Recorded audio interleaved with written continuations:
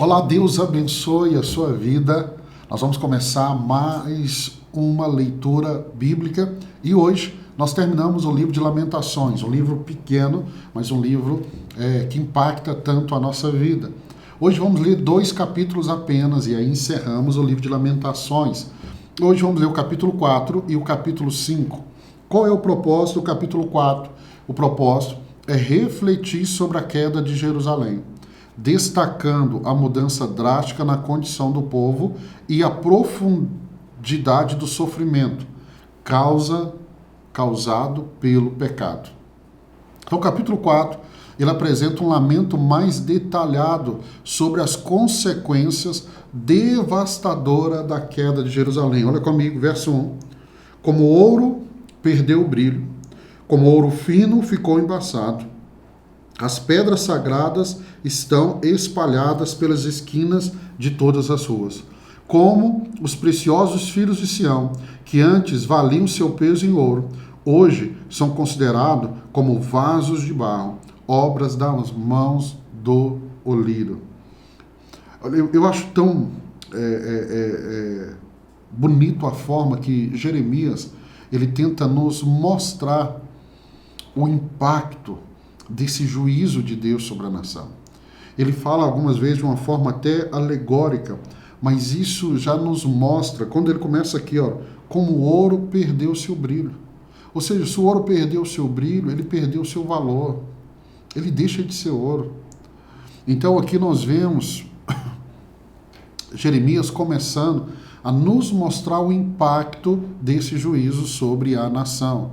E aí do verso 3 até o verso 10, ele vai falar da fome extrema e ela é descrita de forma vívida, com crianças pedindo pão em vão às mães e as mães sendo forçadas a cozinhar seus próprios filhos para sobreviver. Olha que coisa pesada, verso 3.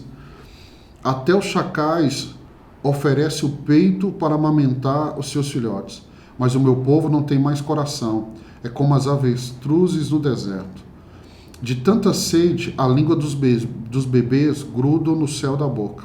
As crianças imploram pelo pão, mas ninguém atende. Aqueles que costumavam comer comidas finas passam necessidade nas ruas. Aqueles que se adornavam de púrpura hoje estão prostrados sobre montes de cinza. E aí, olha o verso 6. A punição do meu povo é maior que a de Sodoma, que foi destruída no instante, sem que ninguém a socorresse. Então você vê que ele compara o juízo sobre Jerusalém ao juízo sobre Sodoma. Então nós vemos o peso disso, o peso. E aí do verso 11 ao 16, o capítulo vai atribuir a causa do sofrimento ao pecado dos profetas e sacerdotes, que derramaram sangue inocente e se desviaram dos caminhos de Deus. Então nós vemos aqui do verso 11, o Senhor deu vazão total à sua ira, derramou sua grande fúria. Ele acendeu em Sião um fogo que consumiu seus alicerces. Então aqui ele vai falando, e aí ele vai trazer e pôr também na conta, né, dos profetas e dos sacerdotes. Por quê? Porque eles deveriam levar o povo a Deus. Você vai lembrar no livro de Jeremias que enquanto Jeremias profetizava aquilo que Deus mandava, nós tínhamos falsos profetas. Pior desgraça na vida de um povo, na vida do povo de Deus, são os falsos profetas. São sacerdotes que já não representam mais a Deus. E aí, o capítulo, ele vai terminar com uma nota de esperança sombria, né? Ele vai dizer que o castigo de Jerusalém está completo, mas agora a taça da ira de Deus será passada a Edom, um dos inimigos de Israel. Então agora no final do capítulo 4, Jeremias, ele termina o capítulo 4 como ele terminou o livro de Jeremias. Após relatar a destruição de Jerusalém, ele vai falando agora da ira de Deus sobre as nações vizinhas, né? Olha o verso 22 do capítulo 4. O castigo da tua iniquidade já está consumada, ó filha de Sião. Ele não te levará mais para o cativeiro. Ele visitará a tua iniquidade, ó filha de Edom. Descobrirá os teus pecados.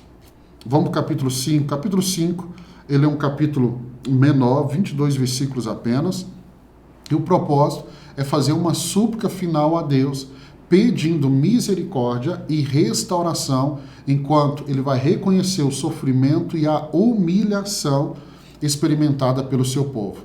Então, Lamentações, no capítulo 5, Lamentações 5, é uma oração coletiva que vai refletir este sofrimento profundo e a humilhação do povo de Deus após a destruição de Jerusalém.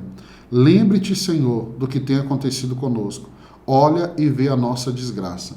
Então nós vemos aqui uma lamentação coletiva, uma oração. Agora, não seria muito melhor se o arrependimento viesse antes? Se o arrependimento viesse quando Jeremias estava falando sobre arrependimento, quando os profetas pregavam sobre arrependimento? E aqui, nesse lamento, né? Olha o verso 2 e 3. Nossa herança foi entregue a estranhos, nossas casas aos estrangeiros. Somos órfãos de pai, nossas mães são como viúvas. Que tristeza, que tristeza. Né? E aí nós vamos ver agora o capítulo 5, nos decorrer dos próximos versículos, destacando as perdas e as misérias que eles enfrentam. Ou seja, a terra foi dada a estranho, as casas, o povo foi reduzido à servidão. Olha o verso 4. Temos que comprar a água que bebemos. Nossa lenha só conseguimos pagando. Então não é só a destruição, agora estão debaixo da regência da Babilônia. Né? E aí, o verso 6 até o verso 14, Jeremias ele vai falar da fome, a violência e a desonra são descritas como detalhes dolorosos. E aí vai refletindo a devastação total que o povo sofreu. Vamos aqui só no verso 8. Escravos dominam sobre nós, e não há quem possa livrar-nos das suas mãos. E aí o verso 9. Conseguimos pão arriscando a vida, enfrentando a espada do deserto. Eu li aqui o verso 9, conseguimos pão arriscando a vida, enfrentando a espada do deserto. Para te lembrar que lá no deserto, quando Deus os tirou, Deus fazia pão cair do céu. E aí, ler Lamentações nos faz meditar, pensar. Vale muito, muito, muito a pena permanecer nos caminhos do Senhor e fiel ao Senhor.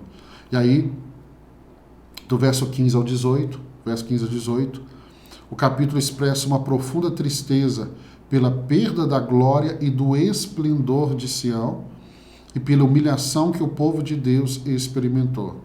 E aí o capítulo termina, o livro de Lamentações termina com um clamor a Deus para que ele renove e restaure o seu povo, reconhecendo aqui a soberania eterna de Deus, mas também expressando a angústia de ser rejeitado por eles. Olha o verso 19.